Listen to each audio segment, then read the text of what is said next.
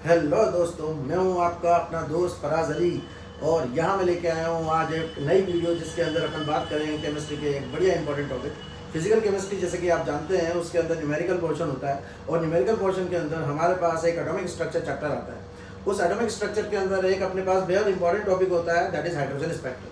तो उसके बारे में आज अपन चर्चा करने वाले हैं। ठीक है, तो चलिए स्टार्ट करते हैं बिना अपना टाइम गवाए। सबसे पहले हाइड्रोजन स्पेक्ट्रम या हाइड्रोजन स्पेक्ट्रम से पहले अपन बात करते हैं व्हाट इज स्पेक्ट्रम। ठीक है, अगर अपन स्पेक्ट्रम की बात करें, स्पेक्ट्रम हमारे पास क्या होता है, तो सिंपली अगर अपन बोलेंगे तो ये क्या होता है, that is arrangement of different energy radiation, right, either in increasing order of frequency or increasing order of wavelength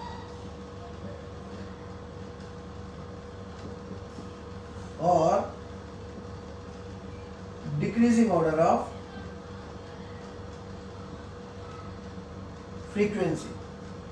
ठीक है, तो जैसा कि अपन इलेक्ट्रोमैग्नेटिक स्पेक्ट्रम के अंदर बात कर ही चुके हैं, जिसमें हमने बताया था कि इलेक्ट्रोमैग्नेटिक स्पेक्ट्रम में डिफरेंट एनर्जी रेडिएशन होती है, जैसे कि cosmic rays, gamma rays, X rays, UV rays. इनको अपन ने क्या करा था, ऑर्डरली अरेंज करा था। वेवलेंथ के इंक्रीजिंग ऑर्डर, अब वेवलेंथ का इंक्रीजिंग ऑर्डर बोल दो या फिर फ्रीक्वेंसी का डिक्रीजिंग ऑर्डर, बात क्या होती है, एक ही बात होती है। ठीक है, तो अब हम यहाँ पे एटॉमिक स्पेक्ट्रम की बात करने वाले हैं। ठीक है, एटॉमिक स्पेक्ट्रम में हम स्पेसिफिकली बात करते हैं हाइड्रोजन स्पेक्ट्रम की। हाइड्रोजन स्पेक्ट्रम की ही हम क्यों बात कर रहे हैं, क्योंकि ये सिंगल इलेक्ट्रॉन स्पीशीज है। बोहर एटॉमिक मॉडल में जब अपन ने बात करी थी तो सिंगल इलेक्ट्रॉन स्पीशीज की बात करी थी।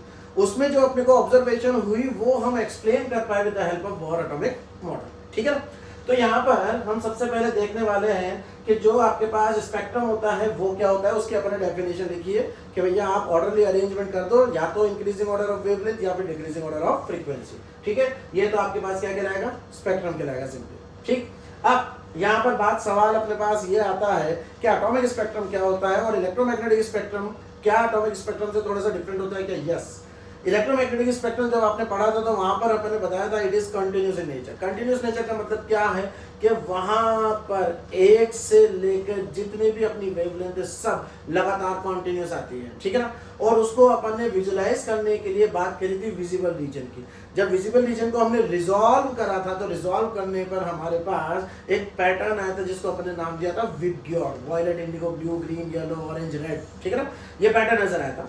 वायलेट से लेकर रेड कलर तक अपने को यहाँ पर डिफरेंट कलर्स मिले थे, और जो वो कलर्स मिले थे वो ऐसा नहीं था कि डिस्क्रीट हो, मतलब गैप हो, है ना। वायलेट जहां खत्म हो रहा था उससे पहले अपने पास कौन शुरू हो रहा था, इंडिगो। इंडिगो जहां खत्म हो रहा था उससे पहले अपने पास कौन शुरू हो रहा था, ब्लू। राइट, ब्लू जहां खत्म हो रहा था उससे पहले कौन शुरू हो रहा था, ग्रीन, एंड सो ऑन। ठीक है, तो वहां पर कहीं से कहीं तक कोई गैप नजर नहीं आ रहा था। अब कहीं कोई गैप नहीं है तो ऑब्वियस सी बात है अपन उसे क्या बोल सकते हैं, it is continuous in nature. ठीक है ना, but unlike electromagnetic spectrum, hydrogen spectrum या एटॉमिक स्पेक्ट्रम जो होता है वो कैसा होता है, तो ये होता है लाइन स्पेक्ट्रम। कैसा स्पेक्ट्रम होगा, लाइन स्पेक्ट्रम। ठीक, अब लाइन स्पेक्ट्रम है तो क्या ये कॉन्टिन्यूस है क्या, नहीं, क्योंकि लाइन है तो सेपरेट लाइंस होगी, डिस्क्रीट लाइंस होगी, तो ये हमेशा डिस्क्रीट स्पेक्ट्रम होता है, ध्यान रखना। ठीक है ना, कौन सा स्पेक्ट्रम होगा, डिस्क्रीट स्पेक्ट्रम यहाँ पर अपने को मिलेगा। ठीक, अब सवाल ये दूसरा पैदा होता है कि आपके पास अगर ये लाइन स्पेक्ट्रम है तो हमारे पास क्या कोई एक ही टाइप का स्पेक्ट्रम होता है या डिफरेंट डिफरेंट टाइप के स्पेक्ट्रम होते हैं, और what is the importance of spectrum, जरूरत क्या थी स्पेक्ट्रम की, क्यों भैया पढ़ रहे हैं, ऐसी भी क्या खास बात है इसके अंदर। तो भैया जैसे कि आपको पता है कि अगर अपन कभी भी किसी इंसान को आइडेंटिफाई करना चाहते हैं, जैसे कोई चोर है, चोरी करके गया, अब चोरी करके गया तो भैया पता लगाना है, तो इंडिया के अंदर अभी इतना हाईटेक सिस्टम नहीं है कि अपने सारे के सारे जो सिटीजन है वो रजिस्टर्ड हो। ठीक है ना, यहाँ पर जैसे यूएस वगैरह के अंदर अगर अपन बात करें तो वहाँ एक चीज होती है क्या, फिंगरप्रिंट्स।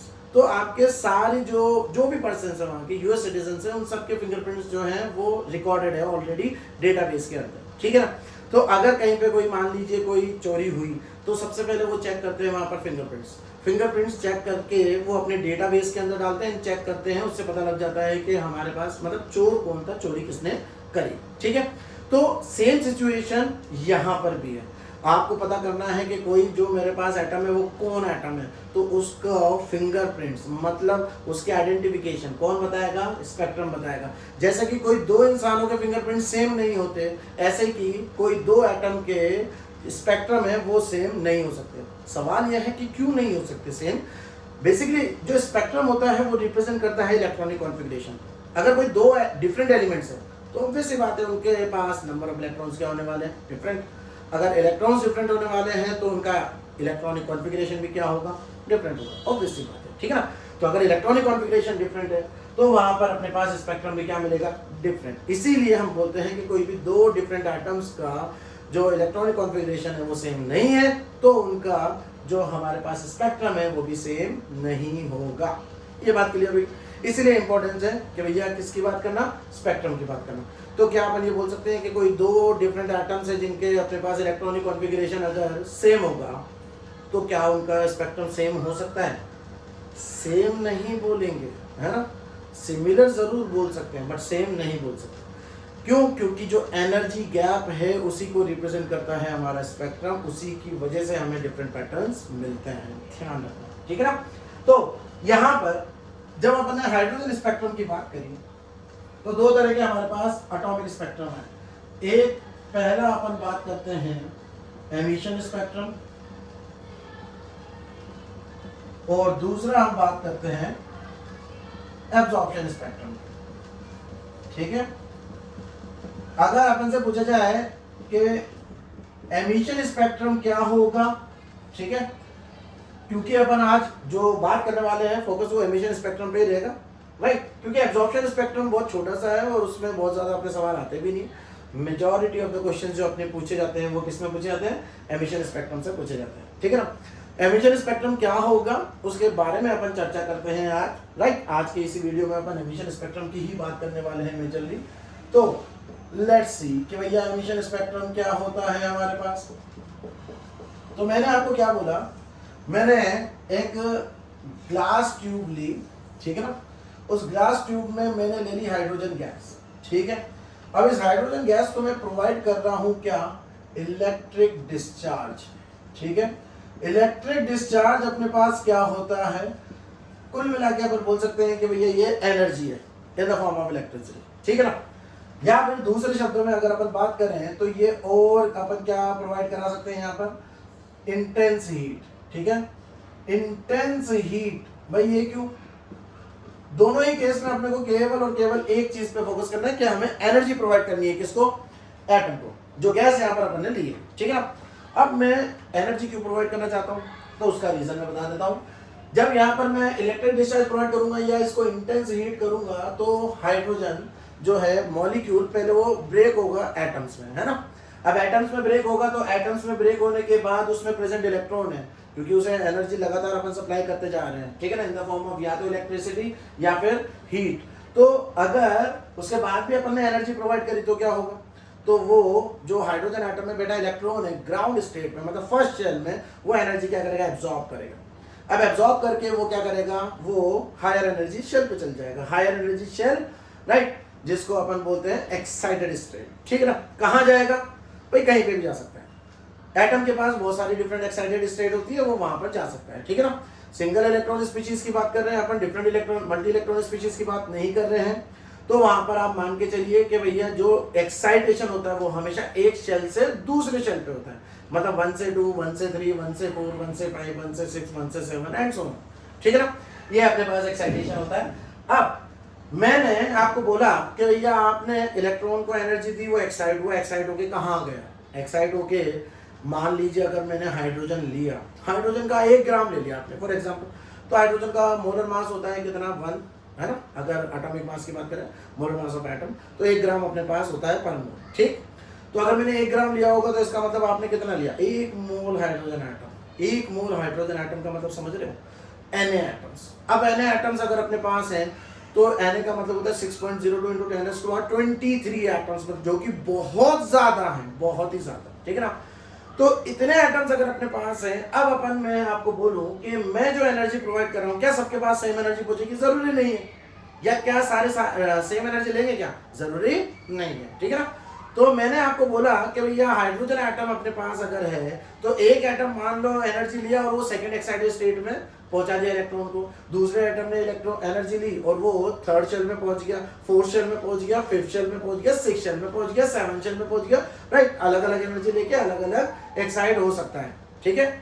अब अगर अलग अलग एक्साइट हो गया तो उसके बाद यहाँ पर एक्साइटेड स्टेट पे क्योंकि एटम की एनर्जी काफी ज्यादा होती है, तो अगर ज्यादा एनर्जी है तो वो स्टेबल वहां पे रहेगा नहीं। तो अगर ज्यादा स्टेबल वहां पे नहीं रहेगा तो फिर वो क्या करेगा? वो डी एक्साइटेड होगा। डी एक्साइटेड होगा मतलब फिर वो कहाँ आएगा? फिर वो आएगा वापस ग्राउंड स्टेट पर, ठीक है ना। अब जब ग्राउंड स्टेट पे आएगा तो वो एनर्जी क्या करेगा? वो एनर्जी एमिट करेगा, ठीक है। नाउ जस्ट इमेजिन कि अगर 7 शेल से इलेक्ट्रॉन आ रहा है फर्स्ट शेल पे, तो एनर्जी गैप कितना होगा? E7 minus E1। तो इतनी एनर्जी वो क्या करेगा? एमिट करेगा, ठीक है ना। अगर 6 से आ रहा है मान लीजिए तो E6 माइनस E1 इतनी एनर्जी एमिट करेगा। 5 से आ रहा है तो E5 माइनस E1, 4 से आ रहा है तो E4 माइनस E1, 3 से आ रहा है तो E2 minus E1 and so on. इतनी अपने पास एनर्जी आएगी। जरूरी थोड़ी हमेशा डायरेक्टली ग्राउंड पे आएगा। मान लीजिए उसका मन हुआ आज भैया मुझे घूमते हुए जाना है, तो पहले 7 से मैं 6 पे पहुंचा, 6 से मैं 5 पे पहुंचा, 5 से मैं 4 पे पहुंचा, 4 से मैं 3 पे पहुंचा, 3 से मैं 2 पे पहुंचा, 2 से 1 पे पहुंचा, ठीक है ना। मान लीजिए दूसरे एटम का मन करा मेरे को भी घूमते हुए जाना है, लेकिन मेरे को वो वाला रास्ता नहीं चूज करना है जो अभी ये एटम ने चूज करा।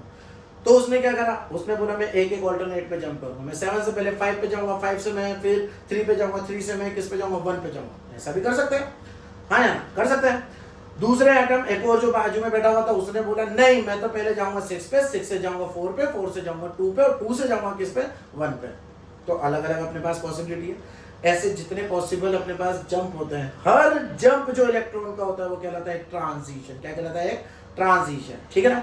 अब हर ट्रांजिशन जो होगा उसकी कॉरेस्पॉन्डिंग एनर्जी क्या हो रही है? यहाँ पर एमिट हो रही है। जस्ट इमेजिन, है ना। एनर्जी क्योंकि हायर शेल से इलेक्ट्रॉन जंप कर रहा है लोअर एनर्जी शेल पर, तो एनर्जी क्या होनी चाहिए? एब्जॉर्ब होनी चाहिए, एमिट होनी चाहिए। ऑब्वियस बात है, अपन पढ़ चुके हैं इस चीज के बारे में कि एनर्जी एमिट होनी चाहिए, है ना। एब्जॉर्ब तो नहीं होगी। एब्जॉर्ब तो तब होगी जब वो ग्राउंड से किसी एक्साइटेड स्टेट पे जाता है, ठीक है ना। तो एनर्जी यहाँ पर अपने पास एमिट हो रही है, तो एमिट होगी तो कितनी एनर्जी एमिट होगी? जितने डिफरेंट ट्रांजिशन उतने डिफरेंट फोटॉन्स, है ना भाई। एनर्जी जो एमिट होगी वो किसके फॉर्म में होती है? फोटॉन्स के फॉर्म में एमिट होती है, ठीक है ना। अब जब एनर्जी अपने पास फोटोन की फॉर्म में एमिट होगी तो भैया बताओ क्या एक ही टाइप के फोटोन होंगे? डिफरेंट टाइप के फोटोन होंगे? डिफरेंट होंगे, बहुत सारे होंगे, बहुत सारे अलग अलग होंगे, हाँ या ना। तो अब डिफरेंट एनर्जी फोटोन्स होंगे। अच्छा, क्या ऐसा पॉसिबल है क्या कि एक ही एनर्जी वाले 2 फोटोन हो जाए? भाई आपने कितने एटम्स लिए थे? आपने लिए थे n एटम्स। n मतलब 6.02 × 10⁻23 इतने एटम्स लिए थे। अगर इतने एटम्स लिए थे तो अब आप खुद सोच लो कि आपके पास जो एनर्जी आपके जो एमिट हो रही है वो तो लिमिटेड ट्रांजिशंस होंगे डिफरेंट, लेकिन डिफरेंट लिमिटेड ट्रांजिशंस में क्या रिपीटेशन पॉसिबल है? हाँ भाई, इतने एटम्स है 10⁻23, तो उसमें से एटम्स क्या कर सकते हैं? रिपीट कर सकते हैं। एक एटम में 2 से 1 पे इलेक्ट्रॉन जंप करना था, किसी और एटम में भी कर सकता है 2 से 1 पर। तो 2 से 1 पर अगर जंप कर रहे हैं तो वहां पर जो एनर्जी एमिट होगी दोनों अपने पास एटम्स में वो क्या होगी? सेम। तो सेम फोटोन अपने पास एमिट होंगे। अच्छा, फोटोन जो एमिट हो रहे हैं एनर्जी के, वो किसके ऊपर डिपेंड करेंगे? फ्रीक्वेंसी और वेवलेंथ के ऊपर, ठीक है ना। तो अगर एनर्जी डिफरेंट है फोटोन की तो वेवलेंथ भी क्या होगी? डिफरेंट होगी, हाँ या ना। हाँ, अब जब मैंने यहाँ पर इलेक्ट्रिक डिस्चार्ज पास करा तो यहाँ पर इलेक्ट्रॉन एक्साइट हुआ, अब डी एक्साइटेड होके वापस ग्राउंड पे आ रहा है, तो बहुत सारे अलग अलग फोटोन्स एक साथ आ रहे हैं। जब बहुत सारे अलग अलग फोटोन्स एक साथ यहाँ पर अपने पास डी एक्साइटेड होके आ रहे हैं तो बताइए जरा क्या होगा? तो यहाँ पर अपने पास एक रेडिएशन के फॉर्म में लाइट निकलेगी, ठीक है ना, in the form of radiation. अब रेडिएशन के फॉर्म में जब लाइट निकल रही है तो इस लाइट को मैंने पास करा किससे? प्रिज्म से, ठीक है ना। जब मैंने प्रिज्म से पास करा तो प्रिज्म की क्या खास बात होती है? प्रिज्म की एक खास बात होती है कि वो डिफरेंट वेवलेंथ वाले रेडिएशन को सेपरेट कर देता है, स्कैटर कर देता है अलग अलग डायरेक्शन में। सो आपको यहाँ पर सेम वेवलेंथ वाले एक डायरेक्शन में मिलेंगे, दूसरी वेवलेंथ वाले दूसरे डायरेक्शन में मिलेंगे, तीसरी वेवलेंथ वाले तीसरे डायरेक्शन में मिलेंगे, ठीक है ना। ये प्रिज्म की खास बात होती है। और प्रिज्म की खास बात क्या होती है, जिसकी वेवलेंथ सबसे ज्यादा है उसकी स्कैटरिंग सबसे कम होती है, जिसकी वेवलेंथ सबसे कम है उसकी स्कैटरिंग सबसे ज्यादा होती है, राइट। तो यही कहानी हुई। तो यहाँ पर अपन ने क्या करा, यहाँ पर अपन ने फोटोग्राफिक प्लेट एक बिछा दी, ठीक है। अब फोटोग्राफिक प्लेट जब अपन ने यहाँ पे लगाई तो इस पे फोटोग्राफिक प्लेट पे क्या होता है, फोटोग्राफिक प्लेट पर एक कोटिंग होती है जो कि फोटो सेंसिटिव मतलब लाइट सेंसिटिव मटेरियल की होती है, ठीक है। अब लाइट सेंसिटिव मटेरियल जो होता है वो लाइट की प्रेजेंस में सीधा डिकम्पोज हो जाता है।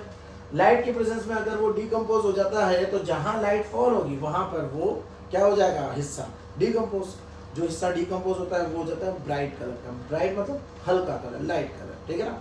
और जिस हिस्से पर अपने पास लाइट नहीं फॉल होती वो हिस्सा कैसा रह जाता है, डार्क कलर, ठीक है ना। तो मेरे पास जब डिफरेंट एनर्जी रेडिएशन यहाँ पर आए तो प्रिज्म ने इनको स्कैटर करना शुरू करा। एक की वेवलेंथ कम थी मतलब बहुत ज्यादा थी तो वो सबसे ऊपर मिला, दूसरे की वेवलेंथ कम थी तो उससे नीचे मिला, तीसरे की वेवलेंथ और कम थी उससे नीचे मिला, चौथे की वेवलेंथ और कम थी उससे नीचे मिला, पांचवी की वेवलेंथ और कम थी उससे नीचे मिला, छठी की वेवलेंथ और कम थी तो उससे नीचे मिला। अब आप खुद सोचो कि जो वेवलेंथ है, राइट, इस वेवलेंथ का ही खेल है क्या स्कैटरिंग, बिल्कुल उसी का ही खेल है, ठीक है ना। मेरे पास जो हाइड्रोजन एटम के डिफरेंट शेल्स में गैप होता है एनर्जी का, वो गैप जो है क्या वो एक अपने पास फिक्स गैप है, हाँ बिल्कुल फिक्स गैप है। तो जो एमिट होने वाले फोटोन्स है क्या उनकी भी एनर्जी फिक्स होगी क्या, हाँ बिल्कुल फिक्स होगी।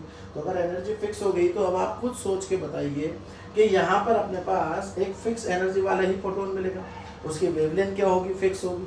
वेवलेंथ आपके पास फिक्स होगी तो भैया वो एक स्पेसिफिक डायरेक्शन में ही स्कैटर करेगा, तो फोटोग्राफिक प्लेट के एक स्पेसिफिक रीजन पर ही वो क्या होगा, फॉल होगा। तो इस हिस्से पे अगर फॉल हुआ तो ये आपके पास होगी ब्राइट लाइंस, है ना। और ये जो बैकग्राउंड था वो कैसा बैकग्राउंड हुआ हमारे पास, डार्क बैकग्राउंड, ठीक है। डार्क बैकग्राउंड अपने को यहाँ पर मिला, ये अपन बोल सकते हैं, राइट। अब मुझे ये बताओ कि इस लाइन और इस लाइन के बीच में इतना गैप क्यों है, क्योंकि इन दोनों लाइंस के बीच का एनर्जी वाला कोई फोटोन मुझे मिला ही नहीं, ठीक है ना। अगर फोटोन नहीं मिला तो मेरी एनर्जी जो एमिट होगी वो होगी क्या, नहीं, ठीक है। तो ये आपके पास डिफरेंट एनर्जी वाले फोटोन्स आपको नजर आते हैं, ठीक है। अब सवाल ये है यहाँ पर कि भैया मेरे पास अगर डिस्क्रीट एनर्जी है इसी वजह से ही तो मुझे क्या मिल रही है, डिस्क्रीट यहाँ पर लाइंस मिल रही है। तो ऐसे ही different lines different patterns observe होंगे, हर एटम के अंदर आपके पास अलग पैटर्न आएगा लाइन का, इसीलिए इसको अपन बोलते हैं फिंगरप्रिंट ऑफ द एटम और एलिमेंट, ठीक है ना। तो इसीलिए अपन इसको लाइन स्पेक्ट्रम बोलते हैं, बात समझ में आ गई, ठीक है ना। अब यहाँ पर जो आपके पास एमिशन स्पेक्ट्रम में ऑब्जर्व होगा वो ये ऑब्जर्व होगा कि भैया जो आपके पास बैकग्राउंड रहेगा वो तो रह जाएगा डार्क, लेकिन जो लाइंस आएंगी वो कैसी हो जाएंगी, ब्राइट लाइंस, ठीक है। Lines will be bright but background will be dark, ठीक है। क्यों, क्योंकि भैया आपके पास सारी एनर्जी रेडिएशन थोड़ी आ रही है, तो सारी एनर्जी रेडिएशन नहीं आ रही तो भैया सारी लाइंस नहीं मिलेंगी, सारा हिस्सा ब्राइट नहीं होगा, केवल वही हिस्सा होगा जो लाइंस अपने पास आ रही है, या जो एनर्जी के फोटोन्स हमारे पास आ रहे हैं, जो वेवलेंथ के फोटोन हमारे पास आ रहे हैं, वही हिस्सा तो अपना क्या होगा, ब्राइट होगा। तो एमिशन स्पेक्ट्रम की खास बात यही होती है कि भैया ये बैकग्राउंड जो होता है डार्क और भैया जो आपकी लाइंस होती है वो होती है ब्राइट, ठीक। जब ऐसा ऑब्जर्व हुआ तो इसमें आपको क्या नजर आई चीजें, है ना। क्योंकि देखो मुद्दे वाली बात यह है कि जो स्पेक्ट्रम है उसको अपने को समझना है, तो उसमें क्या क्या अपने पास सवाल आते हैं, क्या एस्पेक्ट्स आते हैं वो अपन देखते हैं। तो मैंने बोला ये आपके पास डिफरेंट शेल्स हैं, ठीक है, डिफरेंट एनर्जी शेल्स हैं इस तरीके से, जैसे n बराबर ये अपने पास first shell, second shell, third shell, fourth shell, fifth shell, sixth shell, seventh shell, काफी दूर जाके n is equal to infinite shell था, ठीक है। अब मान लीजिए मेरा इलेक्ट्रॉन है, मैं उसे फर्स्ट शेल पे लेके आ रहा हूँ। किस पे लेके आ रहा हूँ? फर्स्ट शेल पे। तो मैं पहले सेकंड से लेके आ गया, थर्ड से भी आ सकता है, फोर्थ से भी आ सकता है, फिफ्थ से भी आ सकता है, सिक्स्थ से भी आ सकता है, और सेवन से भी आ सकता है, और इंफिनिटी से भी आ सकता है। ठीक है ना? मुझे पता है फर्स्ट शेल की जो एनर्जी है वो है माइनस का 13.6 इलेक्ट्रॉन वोल्ट, सेकंड शेल की एनर्जी है माइनस का 3.4 electron volt and so on. ठीक है ना? तो अगर बात करूं कि जब मेरे फर्स्ट शेल में इलेक्ट्रॉन आ रहा है तो वो कहां से आ रहा है? हाँ सॉरी, फर्स्ट शेल में अगर आ रहा है तो वो इन सब से आना पॉसिबल है। अब मैं आपको बोलता हूं कि भैया अगर मेरे पास फर्स्ट शेल में आएगा तो मिनिमम जो गैप मिलेगा एनर्जी का वो मुझे कितना मिलेगा? तो फर्स्ट शेल और सेकंड शेल में जितना एनर्जी का गैप है मिनिमम उतना मिलेगा, क्योंकि जैसे जैसे अपन आगे जाते जा रहे हैं वैसे वैसे शेल की एनर्जी क्या होती जा रही है? इंक्रीज। ठीक है ना? माइंड इट, मैंने जो यहाँ पे पैटर्न बनाया उस पर थोड़ा सा आपको गौर करना है। क्या कि पहले और दूसरे शेल में जो गैप है वो सबसे ज्यादा है, दूसरे तीसरे में और कम, तीसरे चौथे में और कम, चौथे पांचवे में और कम, एंड लगातार वो क्या होता जा रहा है? डिस्क्रीट। जो बोर ने अपने पोस्टुलेट में बोला था वही चीज यहाँ पर अपन रिप्रेजेंट कर रहे हैं। ठीक है ना? कि जैसे जैसे अपन दूर जा रहे हैं न्यूक्लियस से वैसे वैसे शेल की एनर्जी बढ़ रही है। ये शेल की एनर्जी को ही रिप्रेजेंट कर रहा है। ठीक है ना? लेकिन जो कॉन्सिक्यूटिव शेल्स है, लगातार आने वाले जो शेल्स हैं, उनके बीच में जो एनर्जी गैप है वो कम होता जा रहा है। ठीक है? तो मैंने यहाँ पर बोला कि भैया अगर मेरा सेकंड से 1 पे आता है तो यहाँ पे जो मिनिमम एनर्जी जो मुझे मिलेगी वो मिलेगी 10.2 इलेक्ट्रॉन वोल्ट। मतलब इतने इससे कम एनर्जी वाला फोटो मुझे नहीं मिल सकता अगर 1 पे वो आ रहा है। ठीक है ना? और अगर मैं लेके आऊँ सबसे ज्यादा दूर पे, इंफिनिटी पे, तो मुझे मैक्सिमम एनर्जी कितनी मिल सकती है? वो मिलेगी 13.6 इलेक्ट्रॉन वोल्ट। राइट भाई, मिनिमम 10.2 इलेक्ट्रॉन वोल्ट मिलेगी और मैक्सिमम 13.6 इलेक्ट्रॉन वोल्ट मिलेगी। इसी रेंज में अपने पास सारे फोटोन्स आएंगे अगर इलेक्ट्रॉन डी एक्साइड होकर कहाँ आ रहा है? ग्राउंड स्टेट पे आ रहा है। ठीक है ना? अब हमने क्या करा, इन सब की वेवलेंथ निकाली कि भैया इस रेंज में जो वेवलेंथ आती है वो क्या आती है। सबकी वेवलेंथ निकाली और पता लगा कि वो कौन से रीजन में लाई करती है? UV region. कौन से रीजन में लाई कर रही है? यूवी रीजन में। तो यूवी रीजन में अपन ने बोला कि भैया ये एक पूरी सीरीज है जो कि यूवी रीजन में लाई कर रही है, तो इसको अपन ने नाम दिया कौन सी सीरीज? Lyman series. ठीक है? अब लाइमन सीरीज क्यों नाम दिया? क्योंकि भैया लाइमन ने पहली बार ऑब्जर्व करा था, इसलिए इसको लाइमन सीरीज नाम दे दिया। ठीक है? फिर हमने चेक करा कि भैया एक काम करो, हम इंफिनिटी से सेकंड पे भी तो लेके आ सकते हैं, 7 से भी लेके आ सकते हैं, 6 से भी लेके आ सकते हैं, 5 से भी लेके आ सकते हैं, 4 से भी लेके आ सकते हैं, 3 से भी लेके आ सकते हैं। राइट? तो यहाँ पर हमने चेक करा तो मिनिमम जो एनर्जी गैप आ रहा है वो आ रहा है 1.89 इलेक्ट्रॉन वोल्ट, और मैक्सिमम जो गैप आ रहा है वो आ रहा है 3.4 इलेक्ट्रॉन वोल्ट। तो इस रीजन को हमने चेक करा तो ये कौन सा रीजन आया? Visible region. तो इसको विजिबल लाइंस या विजिबल रीजन बोल दिया, और इस सीरीज को हमने नाम दे दिया कौन सा? Balmer series. कौन सी सीरीज नाम दिया? Balmer series. बात समझ में आई? तो बाल्मर सीरीज हमारे पास ये होती है जब अपने पास कोई भी इलेक्ट्रॉन कहां से जंप करता है? किसी भी शेल से जंप करे आउटर, लेकिन कहां पे आना चाहिए? सेकंड शेल पर। ठीक है ना? ऐसे ही थर्ड शेल पे लेके आया तो हमने चेक करा तो रीजन हमें मिला क्या? तो रीजन हमें मिला इंफ्रारेड रीजन। कौन सा रीजन? IR, infrared. राइट? और ये किसने ऑब्जर्व कर दी? पाश्चन ने, इसलिए इसको नाम दे दिया पाश्चन सीरीज। ठीक है? फिर हम लेके आए कहां पर? हम लेके आए 4 पर। 4 पर 7 से भी लेके आए, 6 से भी लेके आए, 5 से भी लेके आए। तो इसको ऑब्जर्व करने वाले कौन थे? ब्रैकेट। तो इस सीरीज को नाम दे दिया ब्रैकेट सीरीज। ठीक है? फिर हम 5th पे लेके आए। 5th पे लेके आने वालों को क्या बोला हमने? फंड। इसमें पी साइलेंट होता है, ये ध्यान रखना है ना? तो इसको कई लोग पी फंड भी बोलते हैं, कई लोग फंड भी बोलते हैं। आपकी मर्जी पड़े, जैसा बोल लो, कोई दिक्कत नहीं है। आपने क्या है वहां पे कौन सा है ना, ये पूछा जाएगा इसका प्रोनाउंसिएशन बताओ, है ना? प्रोनाउंसिएशन से थोड़ी मतलब है, अपने को तो मतलब है किससे? आइडेंटिफिकेशन से, कौन सी सीरीज से ये बिलोंग करता है। ठीक है ना? अगर मैं यहाँ पर बोलूं कि भाई यहाँ मैं लेके आया कहाँ पर? 6 से। ठीक है? तो 6 से लेके आया तो इस सीरीज को हमने नाम दे दिया हम्फ्री सीरीज। ये अपने पास क्या होगी जब आपके पास किसी भी शेल से इलेक्ट्रॉन कहाँ पर आएगा? 6 शेल पे। ठीक है ना?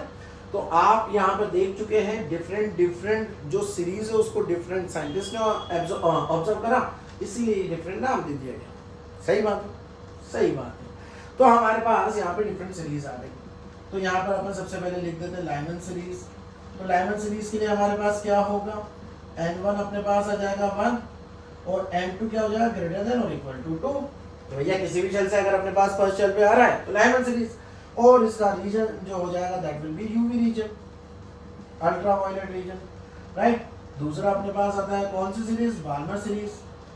तो बार्मर सीरीज अगर हमारे पास आ रही है तो n1 अपने पास कितना आ जाएगा 2 और n2 क्या हो जाएगा ग्रेटर देन और इक्वल टू 3, और रीजन अपने पास कौन सा आ जाएगा, विजिबल रीजन, ठीक है। और अगर अपन से पूछा जाए तीसरी सीरीज कौन सी है, पार्शियल सीरीज। तो पार्शियल सीरीज में अगर अपन बात करते हैं तो n1 अपने पास क्या है 3 और n2 कितना हो जाएगा ग्रेटर देन और इक्वल टू 4, और रीजन अपने पास कौन सा हो जाएगा IR। 4 का अपने पास कौन सी आ जाएगी, ब्रैकेट। तो ब्रैकेट अगर अपन बात करेंगे यहाँ पर n1 कितना हो जाएगा 4 और n2 अपने पास क्या हो जाएगा ग्रेटर देन और इक्वल टू 5, रीजन IR, ठीक है। फिफ्थ अगर अपन बात कर रहे हैं तो आपके पास जो सीरीज आएगी वो कौन सी आ जाएगी, फंड।